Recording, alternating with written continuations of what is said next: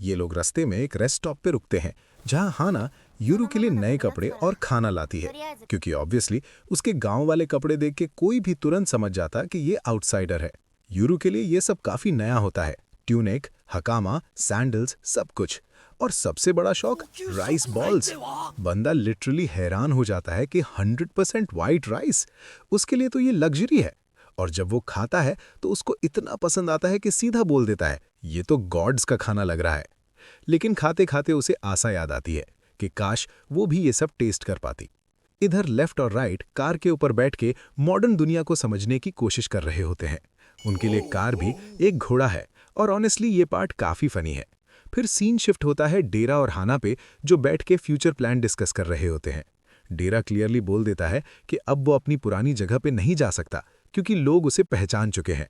मतलब बंदा officially homeless हो चुका है और साथ में एक बच्चे की जिम्मेदारी भी है। हाना थोड़ा सार्केस्टिक हो जाती है, पर फिर भी हेल्प करने के लिए रेडी हो जाती है। और फिर डेरा एक वाइल्ड आइडिया देता है, लेट्स गेट मैरिड।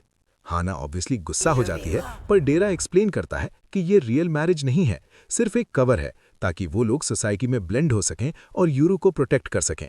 क्योंकि अगर लोगों को पता चला कि ये आउटसाइडर्स हैं तो रूमर स्प्रेड होने में टाइम नहीं लगेगा।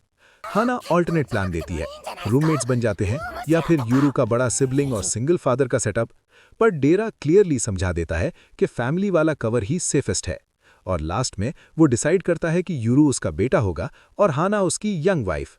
हाना फिर भी मना करती रहती है और बोल देती है कि वो तो किसी और से शादी करेगी। उधर यूरो लेफ्ट और राइट से उनके पास्ट के बारे में पूछता है। तब रिवील होता है कि लेफ्ट और राइट 400 साल से हिगाशी विलेज के गेट पे थे।